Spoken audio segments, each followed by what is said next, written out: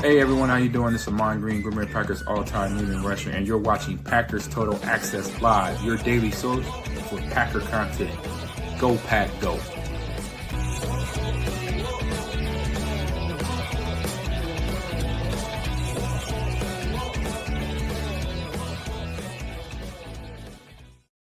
What's up, guys? Welcome into Packers Total Access. My name is Clayton. You can check us out on packernet.com. Find me on Twitter at Packers_access. We are live on X, Facebook, YouTube, and Rumble. Here to talk some Green Bay Packers. We got an awesome show lined up for you guys and gals on this glorious Sunday, July the 20th, just a few days away from training camp being a full go, open practice to the public. Really, really excited to get this season kicked off. And I just want to say thanks to everybody supporting the channel. Tonight, we got a lot of stuff on tap. We got NFC North injuries. We're going to take you around the NFC North and kind of give you an update. The Lions have gotten bit by the injury bug pretty harshly. We'll also cover maybe one or two injuries from the Bears and touch on the Vikings if there's anything there. Obviously, we've been covering the Packers pretty extensively here lately in terms of the PUP list, the DFI, all that stuff coming down the stretch here. Now, we're also going to hit on the Karlaftis contract extension there from the Kansas City Chiefs, kind of compare and contrast to that of Rashawn Gary's contract and production as well. Tucker Kraft deep dive, we're going to hit that. And also, Tucker Kraft Chalk Talk will cover all the touchdowns that Tucker Kraft had last year, at least the receiving touchdowns. He may have had a rushing touchdown, I'm not sure. But we'll dive into all that, and then we'll end the show with a giveaway. So if you're new here, I need you guys to do that YouTube stuff for us. Hit like, hit subscribe. Like I said, if it's your first time here, welcome into PTA. We're not experts. We're not insiders. We're fans just like you. We're covering the team pretty much on a daily basis. Going to be giving you all kinds of content throughout the year. We'll have training camp updates every single day. In some cases, multiple times a day, we'll be going live, just giving you all the news out of Packers camp. And we'll also be doing pregame shows, postgame shows. We'll do some watch parties for the preseason and family night. The whole 9 yards. So if you like that kind of daily Packers content, hit the like button and subscribe to the channel. Tim, you doing all right tonight, Bubba? Yes, sir. I ate too much food for dinner, so if I start nodding off during the pod, don't take it personal, Clayton. It's not your fault. It's all good, man. It is all good. It happens to the best of us for sure, man. You get in that carb coma, you never know what's going to hit you. So I see the chat is already on fire. Thanks, everybody, for joining in this evening. 2-0 for this, as Lions got a taste of their own kneecaps. You hit the nail on the head there, buddy. Let's jump right into it. So, and listen, in no way, shape, or form am I, celebrating injuries. Does it mean the Lions are gonna hit rock bottom? No, but I'll tell you, man, that uphill climb of repeating in the NFC North, having already lost your OC, you lost your DC, and now you're looking to try to step up and repeat in the North. These injuries are really starting to pile up. First one that came down the stretch here earlier today, Tim, I'm going to try to say the name right. Defensive tackle Levi. I've heard it said about 6 different ways. Uzarike. All right, yep. We're going to say Unzarike is what I heard earlier today on a pod I was listening to, so we'll go with that. Underwent ACL surgery and will miss the entire 2025 NFL season per head coach Dan Campbell. Obviously, it was Ari Mirov that put that tweet out there. Now, if you're wondering how good is Unzarike, he's pretty darn good, man. Matter of fact, why don't we just go next to the PFF grades here real quick just to kind of show you what they're missing now, Tim, in terms of defensive linemen, man. And this is starting to get rough. You guys know earlier, or I should say later last year in the season, you had Aleem, I think is how you say it, McNeil, arguably their best interior defensive lineman, right? He was the 9th highest graded defensive tackle amongst all defensive linemen in the entire National Football League, had a 79.6. He's going to be out, from what I'm hearing, is probably going to be somewhere in November. So similar to the Christian Watson time frame there. Now today, Levi Unzarike, obviously he was the 23rd highest graded defensive lineman. So Tim, what you've got here, man, is 2 interior guys on this defensive front for the Detroit Lions that have already lost their defensive coordinator, going obviously to be the head coach of the New York Jets, man. This is looking like an uphill battle for the Lions, but you can never rule a good team out, man. This definitely hurts, though, for sure. Absolutely. And like you said, we're not going to be classless like some Lions fans are out there and root for guys to be injured. It's not cool. But I will say it couldn't have happened to a better team. I don't know if that makes any sense. That's about as far as I'm willing to go with it. So you're right. I mean, they're going to have their hands full here. Camp hasn't even gotten kicked off yet. They've got a long list of, like you said, some key positions here, dealing with some, everything from minor to mid-major to major injuries on this Detroit Lions defensive side of the football. So, yeah, if you're a Packer fan, I mean, I call it what it is. It's good news for us. But like you said, man, the good teams and the great teams, they find a way to get through the adversity, and guys step up, right? So if you've got a good football team put together, injuries can make it difficult, but it doesn't mean your season's over before it starts. So we got to keep that in mind too. Got to be able to overcome the injuries. I mean, the Packers did it the year they won the Super Bowl back in 2010. They were just eviscerated with injuries. I remember that like it was yesterday. But another injury surfaced today as well. Report came out of Detroit Lions training camp as the pups go crazy downstairs. I'm sure that's important. Lions second-year cornerback Enos Rakestraw left practice early and is being evaluated for a chest injury per the team. Now, last I heard, I think it said it was a chest contusion, and it sounded like it wasn't as major as originally thought. So we'll kind of keep up with the timeline there. It's 2-0 for this says in the chat, Tim. Not Tim's guy. This was Tim's guy. You guys the one that got away, right? Yeah. Now, it was Rakestraw last year, and this year it was Jaden Higgins, right? The ones that got away. Yeah, and here with Rakestraw, to be completely upfront, PFF isn't everything. PFF had him graded out in the 40s as a rookie. Does that mean he's going to be a bad pro? No, just means he got off to a slow start in terms of PFF, right? So yeah, and he was banged up last year too, correct? I believe he dealt with some injuries last year too. I don't think he played a full season. Yeah, he may have. I can't remember, to be quite honest with you. I just remember him getting real grabby. I remember that being a talking point. Was he had a lot of penalties, a lot of defensive holding, pass interference, things like that. So, but nonetheless, man, it's a starting corner. There's no two ways about that. So you lose a starting corner, it is kind of a big deal. Moving along here, Mizzou DB liked him also. There was a lot of people. Like I said, Tim was leading the charge, but there was a lot of folks that liked Rakestraw. So the Detroit Lions injuries up to this point, all right? And this was put out by Play Fantasy Plus over on X. Levi Onwuzurike, Halim McNeil, Khalil Dorsey, Miles Frazier, Mekhi Wingo, Taylor Decker, Josh Paschal, Amick Robertson, Marcus Davenport, Jack Campbell, Natane Muti, and training camp's just getting underway. So they've got a huge list. You guys remember seeing our list yesterday, right? And I know some Packer fans are a little bit kind of freaked out, like, oh, man, the injury bug's already got us. This is what the injury bug looks like right here. I think we're going to be just fine. And who knows, man, a good majority of these players will probably be back in time for the season for the Detroit Lions. But, Tim, these are piling up, man. You're seeing some big names there. Jack Campbell, Marcus Davenport. Like we said, they're two best interior defensive linemen. Mekhi Wingo, not sure how he's been grading out here lately, but was a pretty good football player. I think Decker is on the offensive line as well. So, it's starting to pile up for Detroit for sure. Yeah, they better hope Aiden Hutchinson's ahead of schedule, right? I mean, they're going to need him more than ever, really. And but a lot of times this early, right? We're just getting into camp. A lot of this could be precautionary too. Maybe they're just they want to hold these guys out for a week or two, rather than having them go out there during camp and make something worse. But this does not look good, not just for Detroit, but any football team in this type of situation.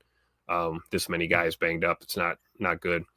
And again, this was as of 9:23 a.m. Eastern time earlier this morning. So there may have been more information come out. You guys go check that and see. But again, a lot of injuries the Detroit Lions are dealing with. Now let's shift gears to the Chicago Bears in the North.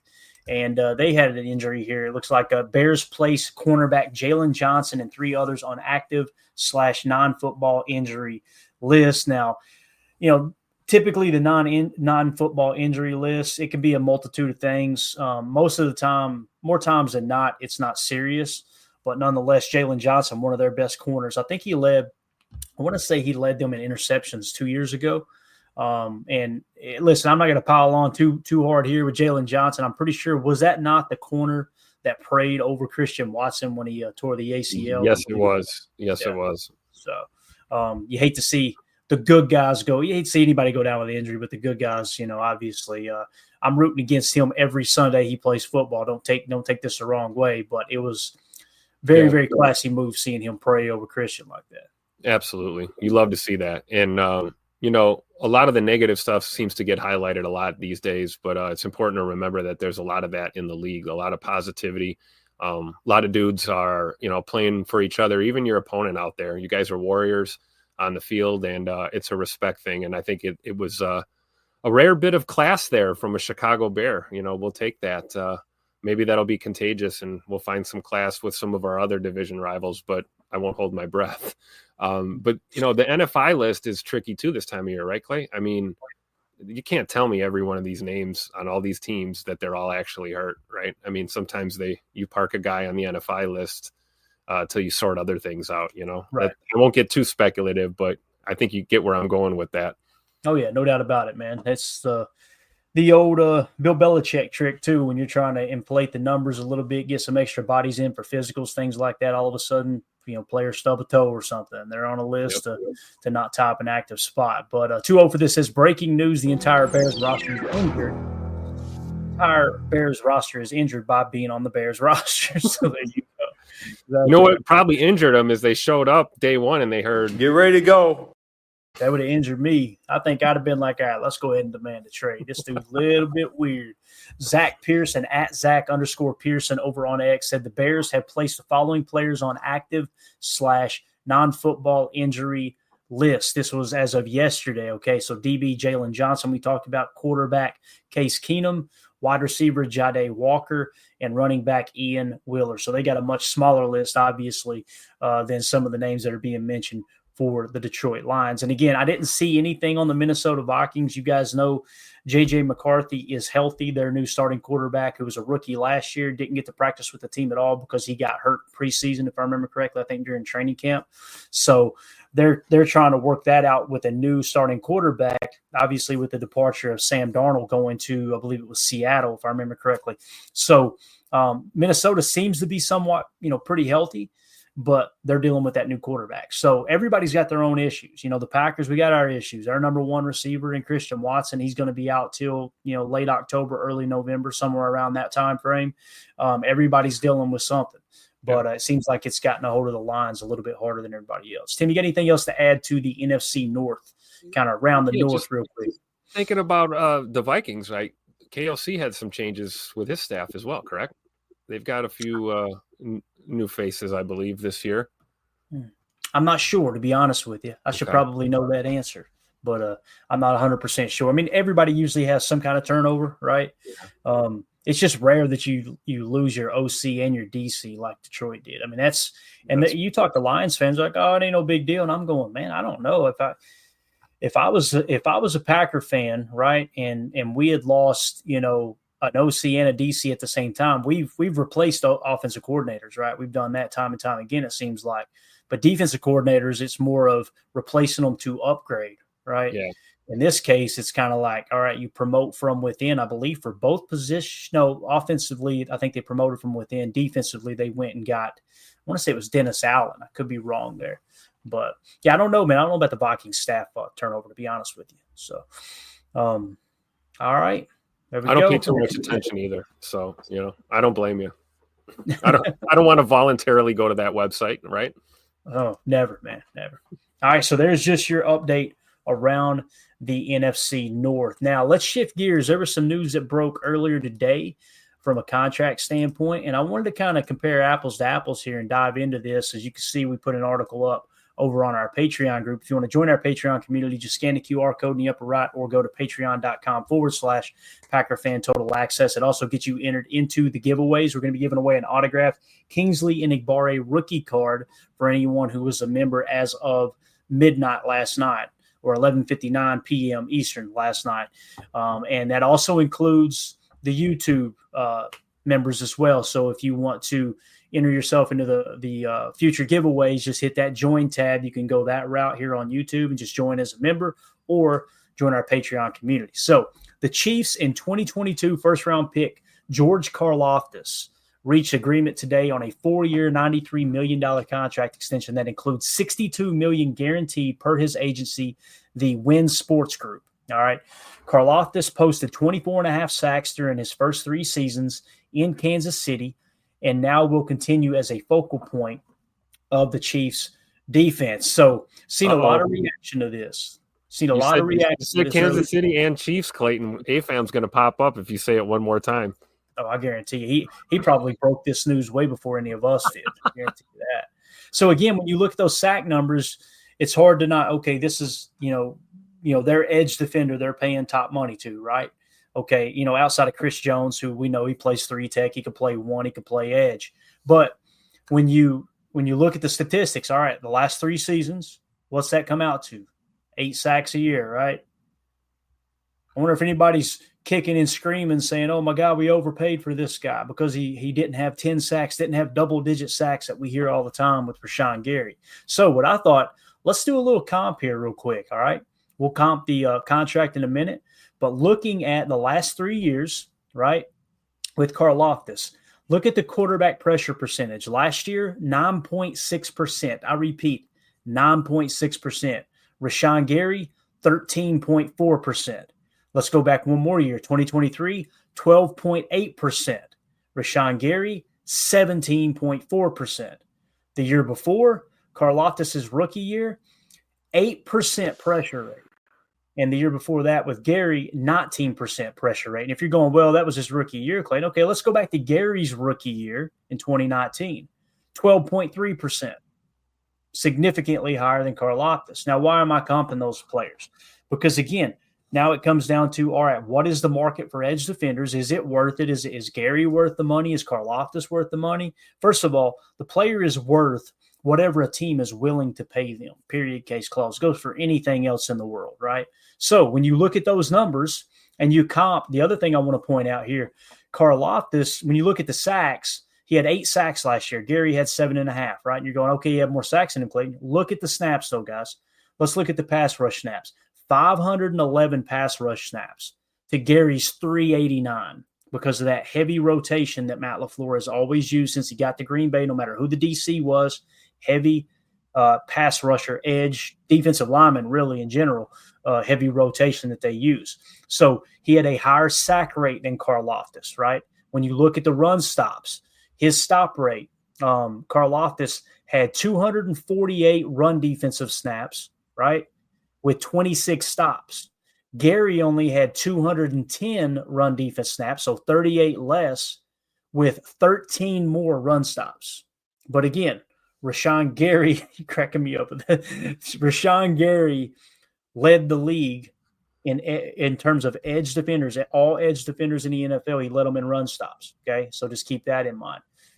So again, overall snaps last year, Karlaftis 786 snaps to Gary's 605. If Gary had 130 more snaps, he would have blown by him in sacks. He already smoked his head in a quarterback pressure percentage and run stops, along with run stop percentage. So he would have he probably would have finished with 50 run stops if he'd have played the same amount of snaps that Karlaftis did last year. So again, this isn't about who's the better edge rusher. It's okay. Now we've comped. Gary beat him in every statistical category on a per snap basis, right? Now let's go to the contract. Rashawn Gary hit, and we're going to focus on a couple of different angles here, okay? Rashawn Gary's contract, when he got the extension, was 4 years, $96 million. You go, whoo, it's a lot of money, right? Look at the guaranteed, $34.6 million in guaranteed money, 34.6. Now, what is Karlaftis's? His is a 4-year, $93 million. So Gary had him beat by $3 million overall, but look at the guaranteed money, Tim, $62 million guaranteed. So with that being a lot of cheddar, man. Mm-hmm. And this is a newer contract. The bar is always going to be raised, but that $62 million, the reason that's important, guys, you guys know I'm a Gary fan. I'm a Gary believer. I mean, I watch him, every year, and I'm expecting, okay, is this going to be the drop-off? Is this going to be when he falls off the table? Is this going to be where the Packers look to replace him in part ways? Because you know what we're seeing with Elton right now, right? When they hit 30, the Packers get real skittish. It's rare they give that third contract to someone that's approaching 30 or cracks the age of 30. Now, that being said, Cap hit for Rashawn Gary this year. This is why the guaranteed money matters. $25.7 million this year, and he's got a $25.5 million dead cap. So next year, with 2 years left on his contract, he turns 29 years old. His cap hit is $28 million, and his dead cap is $17 million, meaning you can free up roughly $11 million if you just part ways next year. And I don't think they're looking to do that next year, Tim. However, when he reaches the age of 30, look at the structure of this contract. His cap hit jumps to $31 million, but the dead cap is only $8 million. Just like how Elton Jenkins' contract is structured, get the guaranteed money out of the way the first couple of years. A 4-year deal is really a 3-year deal. A 3-year deal is really a 2-year deal. That's the way Goody and Russ Ball operate. Look at Kenny Clark's contract, right? Exactly. Now, when you look at Karlaftis, that $62 million, boys, I'm telling you, essentially what that means is he's going to be getting a 3-year deal worth, whatever, the $20 million per in just guaranteed no matter what. That tells me they won't be able to part ways and come out in the black until that 4th year of the contract. So that's the difference between Rashawn Gary's, whatever it was, $34.6 million in guarantee and Karlaftis' $62 million in guarantee. And again, I bring this up, Tim, and we'll get ready to move on. I'll get your take on it. I bring this up because the fans that pretend like Rashawn Gary is a bad player, it's not so much the fans now as it the media. That's what I keep saying fans, but I'm just telling you right now, man, the media, especially in the ESPN Milwaukee media, you would think this dude's an absolute scrub. Don't worry, nobody's listening anyway. Every time we comp him to somebody, we comp him to the pressure rate against TJ Watt last year. Smoked TJ Watt in quarterback pressure percentage. He smoked our boy Max Crosby in quarterback percentage, right? He actually had the same amount of sacks as Max Crosby with far fewer snaps. And then when you compare the contractual aspect of the TJ Watt, who's going to be making $40 million on average per year, I don't know how you can look at this whole Rashawn Gary situation and not be happy with it, to be honest with you. So, what do you think? That's me and his money. What do you think here, man? How do you feel about this comp with Karlaftis? I'm not saying Karlaftis is a bad football player. I think he's a good football player, but it's important to compare apples to apples, Yeah, and like you said, it's a fresh contract, right? Rashawn signed his deal, what was that, 2 years ago? Mm-hmm. Okay, so a lot can change in a short amount of time, really. And, a year in NFL years it goes by really quickly when you really look at it. So to your point about, them possibly cutting bait after this season, I'm with you. I doubt it. I'm wondering if maybe they try a restructure, or maybe he wants a restructure before he's 30, depending on what kind of year he has this year. But I'm totally happy with Rashawn Gary and what we're paying the man for what we're getting.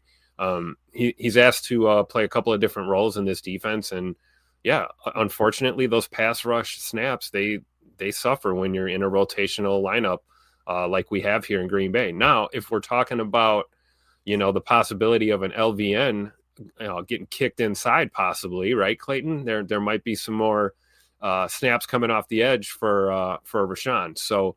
I think it's going to be a matter of time before we really see what it's going to look like this year. But I think I speak for a lot of us where we'd all like to see him getting, more of those snaps in pass rushing situations, or at least being allowed to rush the passer and maybe not just, occupy a double or something. So, time will tell, but I don't know, man. I don't understand the Rashawn Gary hate. I really don't. I don't get it. Yeah. And so when you look at it too, every year we try to find things in the off season where we go, okay, this might be a trend, right? We talked a lot of RPO when I first started the show, the very first off season. Like, I think you're going to see a whole lot of RPO this year. We talked about that. Duo was a conversation as well. Last year, going into the year, we said you not necessarily with the Packers, but look for 3 safety sets, right? 3 deep looks on defense across the league, and also look for the Packers and really the rest of the league to run more pistol because it got kind of re-implemented into the league. We've seen the Packers run quite a bit more pistol last year than we're accustomed to seeing. This year, Tim, the thing that sticks out to me is Rashawn Gary got 27 snaps at defensive tackle last year. And it kind of got me thinking, are they going to start kick him inside? Start trending him inside a little bit. I don't feel I don't feel convicted enough in my study, my opinion on the matter to go, that's what's going to happen. I'm just saying, don't be surprised if you look up a time or two this year and go, was that Gary at 3-Tech?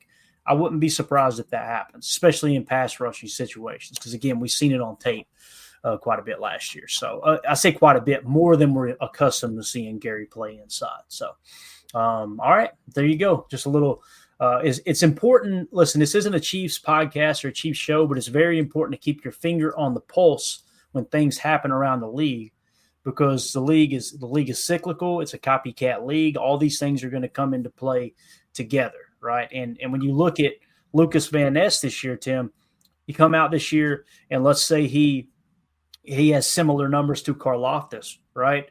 Or maybe a little bit less. That's the type of money you're going to be looking at paying LVN when it's time for his contract extension. If he reaches that level, he has not gotten near that level yet, although second half of the season last year, I want to say it was somewhere around 14 or 15% quarterback pressure rate.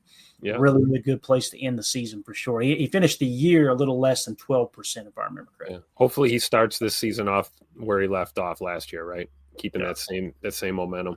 Absolutely. All right, let's shift gears to a guy who's got a serious momentum for the Green Bay Packers, and that's our boy Tucker Kraft. I'm so excited.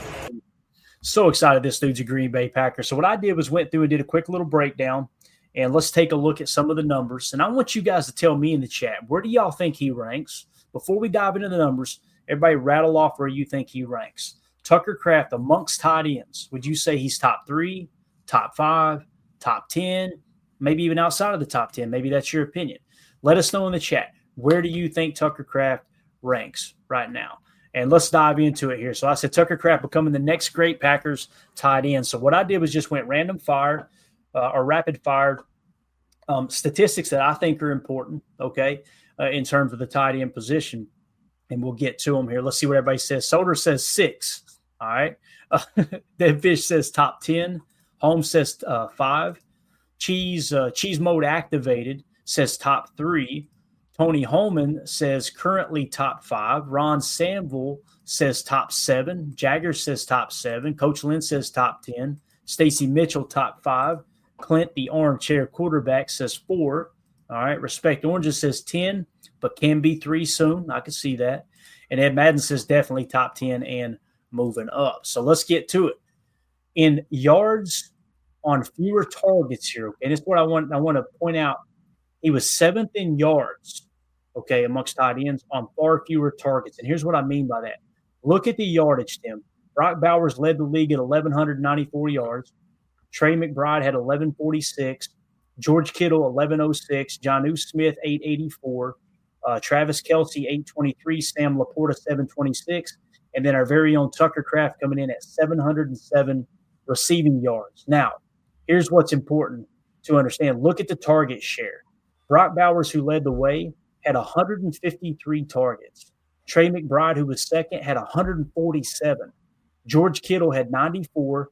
Jonnu Smith, 111. Travis Kelce, 133. Sam Laporta, 83. And the lowest of these within the top 7 here is Tucker Kraft with only 70 targets, finishing with 707 yards. Put that into perspective, guys. If he were to keep up that same rate of yardage per reception, and he got the same amount of targets that Brock Bowers got, you can double his numbers. That means Tucker Kraft was on pace to have 1,400 receiving yards as a tight end, as where Brock Bowers finished with 1,194, leading the National Football League. That's insane. Now, that's an insane amount of targets too, Tim, when you think about it, right? I mean, you're talking about targeting somebody 153 times at the tight end position. Let's say he just got, times 1. Let's say if he got to 100 targets, he's cracking 1,000 yards receiving. It's happening. So the problem isn't Tucker Kraft's play as a receiver. The problem is he ain't getting enough targets. And I don't see it as a problem because I think that's what makes Matt LaFleur's offense so effective is you're moving the ball around. You're spreading the ball around. Yeah. What do you think about that there, man? I think there's truth to what you're saying, and we're going to see a lot more of it this year because we've got even more targets in the building now between the receiving room, the running back room, and the tight end room. So, it's going to take every ounce of ability, that Coach LaFleur has to really emphasize that, especially to Jordan as a quarterback. You have your favorites. I don't care what anyone says. Every quarterback's got his favorite targets. But you got to learn to trust your reads and trust the system and, get to that next level and hit the open guy, hit it in time and spread that ball around. And I think maybe, just maybe, you could see Tuck Norris kind of becoming that security blanket for Jordan Love this year in an offense that's going to feature at least 2 or 3 new weapons that he's never played football with. So you could look at guys like, Tucker Kraft to kind of be a security blanket for Jordan in a pinch. So hopefully he does get more targets. Only tight end on this list to start 17 games and play 17 games last year. Also worth mentioning. Yeah. Coach Lynn says we have to get Kraft the ball this year. I agree, man. If there's a player on the team that you want to see get more targets, it's him for me. And again, that comes down to Jordan getting to the check down sooner. You got to get to the check down on time, on schedule. I think he missed a lot of opportunities underneath with Tucker because Jordan was thinking home run, right? And when he hits those home runs, we love it. But obviously when you see that ball fall incomplete on a 3rd and 7 and the ball's thrown 25 yards down the field, Tucker Kraft's running butt naked through the trailer park. That's a tough look. There's no doubt about it. We got Cheese Mode activated. Said, "What up, fellas? Love the content. Been watching a few years now. I appreciate you, Cheese Mode. Thanks for being a part of it, buddy. Glad you made it in here for the live show. Always welcome here, man. Hit that like for us if you don't care, and tell a friend." So 7th in yards is where Tucker Kraft finished. Now let's go to touchdowns. Tim, he finished 4th in receiving touchdowns last year. Here's the list: Mark Andrews 11, Jonnu Smith 8. George Kittle 8, Zach Ertz, Freiermuth, Sam Laporta, and Tucker Kraft all tied for 4th with 7 touchdown catches. And again, look at the targets, guys. 83 targets for Laporta. That's 13 more than Kraft. Freiermuth had 8 more targets than Kraft. Zach Ertz, 91. So he had 21 more targets than Kraft. 24 more targets for George Kittle. A whole bunch more for Jonnu Smith, who had 111 targets. The one that was the true red zone threat here, in my opinion, Mark Andrews, only 69 targets and had 11 touchdowns. That's a pretty good touchdown ratio there. Now, I'm a fan that, like, I don't look at touchdowns and think of it as the ultimate stat. I think that can be misleading sometimes, right? Like you see a player that's finishes the season with 8 touchdowns and they've only got 300 yards receiving. It's like, okay, the object of the game is to score points, but it sounds like they were just kind of mopping up inside the red zone as opposed to helping your team move the ball down the field more consistently. Now, with that being said, Tucker Kraft, I can honestly say only one of his 7 did he not fight his ass off for. And when we do the talk here in a minute, Tim, we're going to break down his touchdowns. You'll see what I'm talking about. There's literally one RPR where he's just schemed wide open, a little toss and little toss and catch for a touchdown. But in terms of touchdowns, though, man, far fewer targets. Tucker Kraft definitely becoming a red zone threat for Jordan. Yeah, and that's where we'd like to see him used a little bit more, right? I mean, it's kind of been really the Jaden Reed show or the Romeo Dobbs show down there in the red zone as far as, passing targets. So I think, having your big boy tight end playing physical ball in the red zone, that's going to help. So I hope they do make that an emphasis to utilize him more. Yeah. Brent in Indiana with the super chat said, "Thanks for the content." Brent, thank you for the support, man. I know you've been here a very long time. Thank you for the kind words and thank you for the donation there, buddy. We appreciate you. Let's move it along now to yards per reception. I really like this stat. This is what do you do with your opportunities given, right? George Kittle led the way at 14.2 yards per catch, Tim. Tucker Kraft was behind him, only 1/10 of a yard per catch at 14.1 was his number. So Tucker Kraft finishes the season 2nd in yards per reception. Now, a lot of that has to do with Yak, but nonetheless, that's maximizing your opportunities right there, man. He had 50 catches on 70 targets for 707 yards, 7 touchdowns, and averaged 14.1 yards every time he caught the ball. So I need to try to pull the number on yards per target sometime. That would be a good one to see just how effective Tucker was there in that regard. But here you're seeing, man, and I forgot to write the last one down. I was going to try to chart these. So we're 7th, 4th, and now we're 2nd in yards per reception. That, to me, that's a little more meaningful, I think, than the touchdown number, to be honest with you. I would agree. And that's, yards per reception. So that's kind of totaling up, the the distance of the throw / the yak yards, right? It's like a combination. The yards you gained. Yeah, the yards you Yeah. gained on the catch. Yeah, And we know the yak is a big part of, Tuck Norris's game, man. He's he's a master at catching that ball in the smallest of window and just trucking somebody or spinning out and getting upfield. It's fun to watch. So it'll be interesting to see those numbers come up this year. I think as impressive as these numbers looked here in this category last year, I think we're going to see them do even better this year. I really do. Ed Madden in the chat says, keep moving the sticks and the touches will be there. No doubt about it, man. Cheese Mode says in the chat, makes the most of his opportunities. He really does, for sure.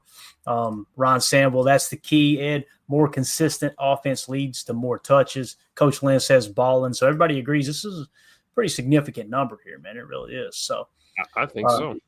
Yeah. Moving along, let's go to expected points added, kind of a little bit advanced metric, if you will, right? So this is receiving EPA, okay? So receiving EPA, George Kittle led the way at a plus 61.8. Jonnu Smith is a plus 52.4. Mark Andrews a plus 47.4. Trey McBride plus 45.7. And then our very own Tucker Kraft at a plus 32.6 is what he finished with in terms of receiving EPA, fifth best in the league. So once again, you got a stat here saying he's top 5. Yeah. Wow. I think if you average that all out, right, I think certainly everyone who said top 10 was absolutely right. I mean, that's not even up for debate at this point. And, like you said, he's knocking on the door as a top 5 tight end, depending on how you're breaking things down. So this year right here could be the one for him, man. Yeah. Moving along, let's go to Yak, the Yak monster. Kraft Yak and Cheese, as we like to say here, right? 5th in yards after catch. So yards after catch, total Yak yards. Brock Bowers, 611. George Kittle, 551. Jonnu Smith, 544. Trey McBride, 540. Tucker Kraft, 481 yards after the catch. That's total yards after the catch, right? That's not on an average basis, obviously. So when you look at the targets, again, go back to target share. He finished 5th in Yak yards. Look at the guys ahead of him. He had 70 targets. Trey McBride ahead of him had 147 targets. Jonnu Smith had 111. George Kittle, 94. Brock Bowers, 153. If he got the same amount of targets as Brock Bowers, what would his Yak yardage be? He would definitely be first. There's no two ways about it. I mean, honestly, I feel comfortable saying he probably would have cracked 800 to 900 Yak yards if he got the same amount of targets as a Brock Bowers. I agree. He has the lowest amount of targets of any relevant receiver or tight end on this list. Right. I mean, so, 70 targets. I mean, who's second on this list? Disley at 64. Mm-hmm. I mean, that's crazy. So to think of the production you're getting with the, that amount of targets is, if we step that number up even 10 to 15% more this year, he's probably going to really jump off the stat sheet when it comes to the Yak yards. Yep, definitely. All right, moving along. Let's go to Yak over expected. Okay. Really like this number because it's kind of, it's going above and beyond for the Yak yards essentially, right? Tim, he finished 2nd in the league only behind George Kittle. George Kittle with a plus 164 Yak over expected. Tucker Kraft plus 159 with the next to closest player being Brock Bowers at a plus 121. So that kind of filters out a little bit more of the noise and shows you what they did with the opportunity there in terms of the specific situation they were placed in. Him finishing 2nd in another important statistical category here. So true. Yeah. I love this stuff, man. Oh, look, A-Fam's here. And he's talking about a Packer. Kraft is legit. Look at that. What's up, A-Fam? I saw your mom in here earlier. I don't know if she's still hanging around. Said something about going to the Waffle House, I believe. I didn't want to bring it up on the screen. We were rolling along here, but Tony Holman says he deserves a second contract. If you're talking about Tucker, I agree. Now, luckily, we ain't got to worry about it for a couple more years, right? So in a couple of years, you know what we're going to be saying, Clayton. Pay that man his money. That is correct, sir. That is correct. So good to see you, A-Fam. Glad you swung through, man. 2nd in average separation yards per target. Now, you can look at this a number of different ways. I look at it really 2 different ways, Tim. Separation yardage is important It's how consistent are you getting open, but also there can be some scheme involved. And with Tucker, you did see this. You seen where there was no one near him because they ran, maybe a delayed release or what we call a leak play, right? Stuff like that. However, you got to be in the right place at the right time to maximize on these opportunities. He finished second in average separation at 4.4 yards. The only person better than him was Jatavian Sanders, who only had 43 targets. So Tucker Kraft coming in with 70 targets, and his average separation was 4.4. Noah Gray, listen to these names here, guys. Noah Gray only had 49 targets. Then you had Tyler Conklin, right? I believe it is. Isaiah Likely, obviously we know who he is. Noah Fant, who just got released, if I remember correctly, today. So it's pretty cool, man. You don't see any big names anywhere near Tucker Kraft. It's almost like the guys with far fewer targets and less play time are kind of filtered toward the top. Yeah. And then you look at Tucker Kraft, and he's again 70 targets, the most of anybody here toward the top of the list, other than Tyler Conklin. And you got to get all the way down to around the 12 mark. Komet maybe, yeah. Yeah, you're right. Cole Komet yet at 9, and then you got George Kittle at 12, Mark Andrews at 13, Dalton Kincaid at 14, Sam Laporte at 15, Brock Bowers at 16. And those are all top tier names when we're talking about tight ends that you're going to put in that top 10 conversation, right? Yeah. So in terms of the list, So in terms of separation, he's second, and I think that does have a little bit to do with route running along with scheme for sure. So, all right, now let's get to the negative aspect here. We just ran through all those numbers, right? 7th, 4th, 2nd, 5th, 2nd. You go to PFF, they said he's the 23rd best tight end in terms of grades with a 67.8. How the heck this makes sense is beyond me. However, you look at the run block grade they gave him was a 54.3. If you were to remove that run block grade, his grade would be significantly higher. If that run block grade was in the 60s, around 65, his overall PFF grade is going to skyrocket. It is. So just keep that in mind. Now, again, what does that mean? And I put run blocking breakdown, okay? Because, again, they don't give you any timestamps. They don't give you any tape. They don't give you, hey, watch this play. This was a bad blocking play for Tucker Kraft. That stuff kind of tough for me to buy into what they're selling here, right? Now, one thing that you can key in on, though, Tim, is the penalties. And when you look at the penalties going week by week, right, he had 2 in week 1, 1 in week 4, 1 in week 13, and that's it. The entire year. And in terms of run blocking snaps here, 441 run blocking opportunities for Tucker Kraft. He only had 4 penalties. That basically, guys, you're going to get a penalty out of Tucker Kraft every 100 blocking reps. That's pretty darn good in my opinion, especially for a second-year tight end who's so effective in catching the football. But what do you think about that, man, in terms of his run blocking grade, bringing down his overall PFF? Because every other statistic suggests he's way higher than 23rd. You know what I'm saying? I agree. So, I mean, if you're using logic and reasoning here, yeah, you look at that run block grade, that's the only kind of, subpar grading that they're giving him. It's probably dragging his overall down. But then again, you never know with PFF, right? Why we can't put too much logic in? They're not willing to back any of it up with tape. So it's tough to call. But bottom line, we know Tucker can block. We've seen it.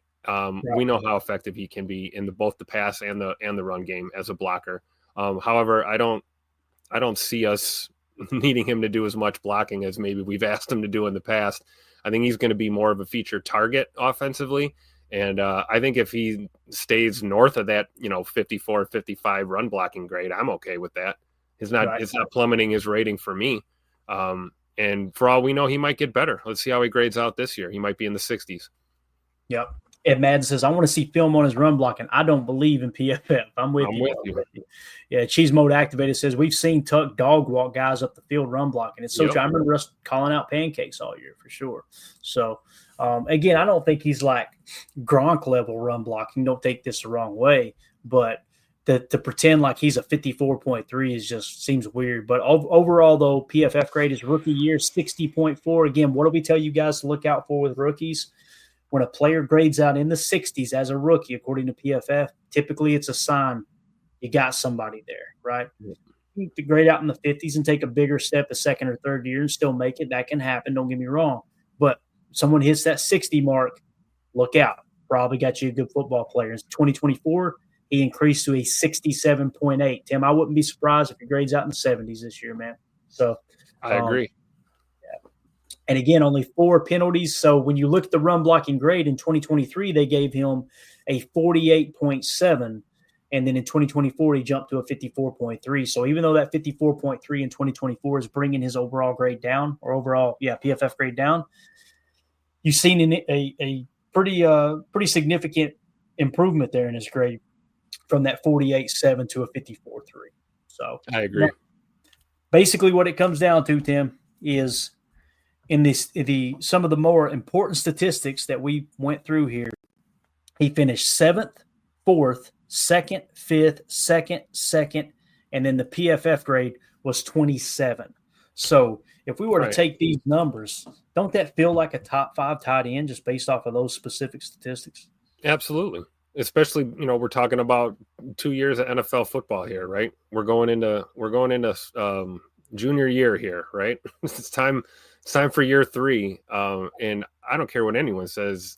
He's progressing along pretty fine as far as I'm concerned. I don't know what you think there, Clay, but this is what you want. Like you said, you're grading, in that, mid 60s range, relatively early in your career, and you're only going to get better as you progress. So I think it's fair. I would put Tuck probably right around that top 5 mark right now. Personally, that's just the homer in me, I guess. But like I said, we're in for a hell of a ride this year, guys. We talk about this wide receiver room. I'm going to be looking at that tight end room, and I fully expect Tuck to just keep doing what he's doing and continuing to get better. And I really think Musgrave is going to step up this year as well. So it's going to be a fun show to watch. Yeah. So if you look at the key statistics, right, and you take the where he ranked on those key statistics and divide it by the number of stats, his average place comes out to 3.6. Okay. Now, if you include the PFF grade where they said he was it the 27th? I hope I got that right. I think that's right. 23rd. Oh boy, I sold him short there, Tim. So he's actually going to increase a little bit. Sorry, Coach Half. Man, get off my back. So let's see here. Let me get this real quick. 22 plus 24. Is that where he was ranked? Just trying to get you guys a roundabout number with the PFF grade. And then that's by 1, 2, 3, 4, 5, 6, 7. So Tucker comes out to 6.5, including the bad PFF grade. I say bad, but the PFF grade is bringing him down. So somewhere between 3 and 6, where he's ranked, that number's probably around 5, right? 5, yeah. So what you're seeing is a top 5 tight end in the most important statistical categories. Now he's got to go out and do it again, right? Who's to say he doesn't take a huge step back this year, right? I don't see it happening because the man works his ass off. He just seems like he's a legit. He loves the game. He loves the team. He's just a football player at heart. I expect him to get better year in and year out. Just got to stay healthy and just continue to take those small incremental steps forward, becoming a better football player. So, anything else on the breakdown there, Tim, in terms of Tucker Kraft's numbers?